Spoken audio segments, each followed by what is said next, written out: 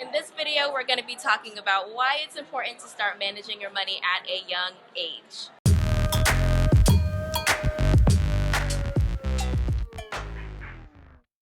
Hey Wealth Builders, what's up? It's Akiva. And Mishak. And today we are at FinCon and we are joined by Suzanne. Suzanne is from the channel Arvabelle, so I'll make sure I have all her links in the description box below. And we thought it would be cool to get together and film this video for you guys because we're all pretty young. I'm 22, Suzanne's 22, Yep. Mishak's 24. And so we wanted to just talk to you guys about the reasons why we think it's so important to start managing your money and learning about money at a younger age and how that'll set you up for success in the future.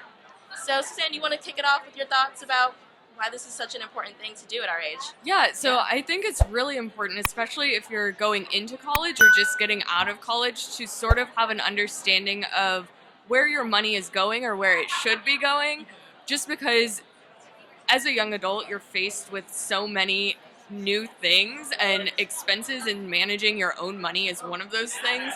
So having college expenses and moving out on your own for the first time and just paying for all of that, it's really important to really know how you need to be managing the money that you have and how to not be spending the money that you don't have.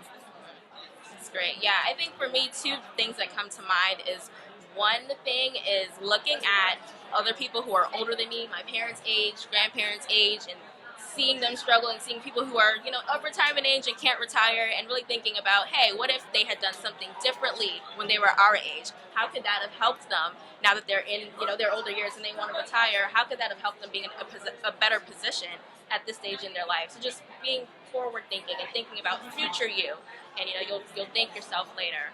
You want to say something? Yeah, and I think that both points are pretty accurate. We're at FinCon and we're hearing so many different things from the keynote speakers, and everyone I think has the same common fact that the choices that you make now in your younger days are what's really going to impact when it's time to retire, when you get older. So I don't think that it really hurts to try and start making good financial choices now so that you can reap those benefits when it's time to retire. Yeah, another thing that I think about a lot is, a lot of us are here at this stage of life. We might be thinking about getting married one day, or having a long-term partner in your life that you want to grow with and build with. So one thing I've been thinking about is, even though I'm not married or engaged at this moment in my life, what was that laugh about?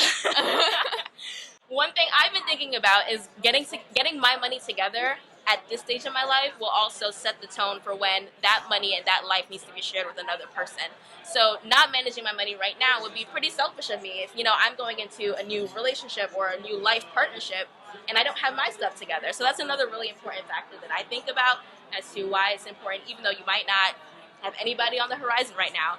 Those decisions that you make right now are going to affect your future partner, your future spouse in life one day, and your future children, just all the people that you will eventually love. So, like I said, future you will thank you.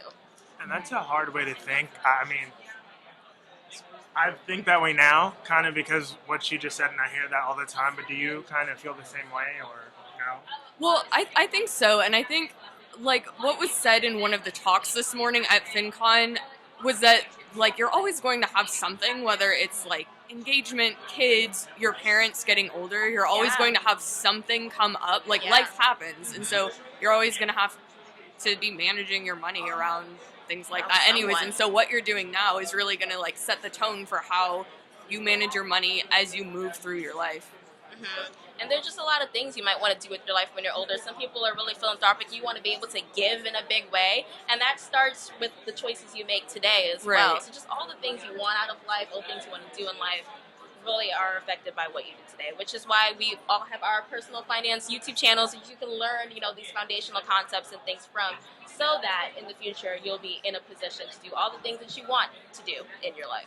I had a question. Okay. So what exactly, in your mind, is the perfect number to retire for you?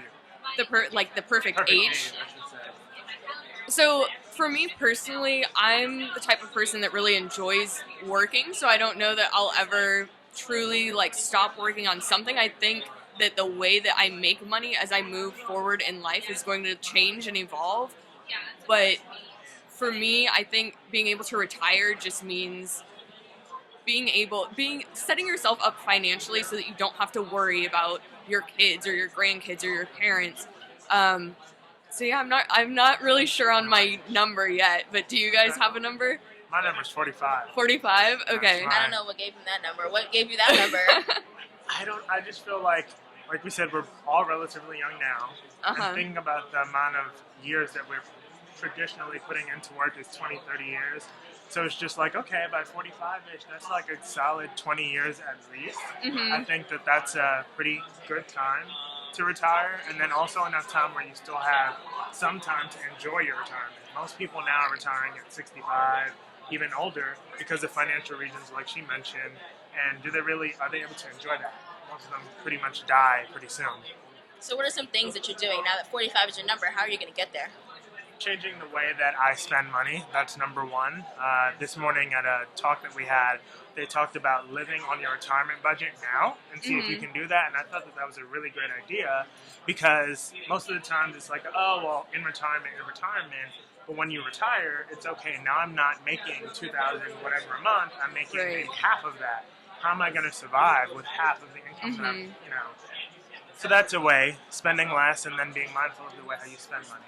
So I guess like a final thought on that is, I think even if you have a number where you want to retire, it's important to still enjoy your life along the way, because because you don't necessarily know that you're going to make it to that number, or your life may not play out 1000%. exactly how you thought. So enjoying it as you get to your number that you want to retire it. I think that's something that we all talk about on our channels to an extent. It's like living life while still being responsible with your money. Yeah. I think that'll take you a long way.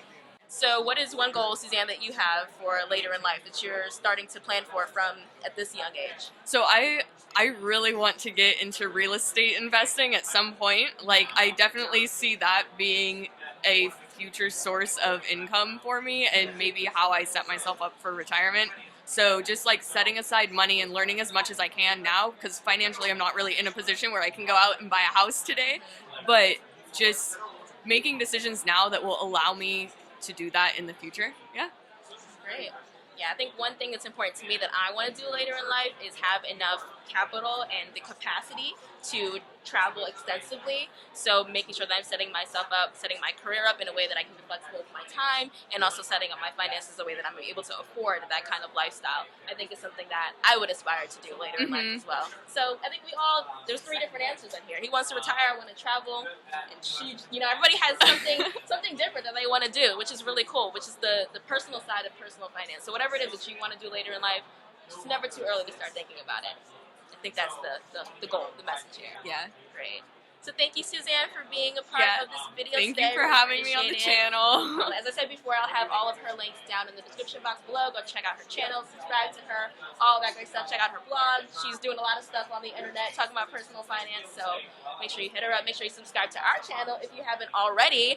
As we speak, we hit 2,000 subscribers today. So thank you guys. Congratulations. Thank you guys for being loyal subscribers. And if you're not a part of the family yet, you know what to do. Hit that big red subscribe button. Turn on the post notification bell so you never miss a beat. And we'll see you in the next video.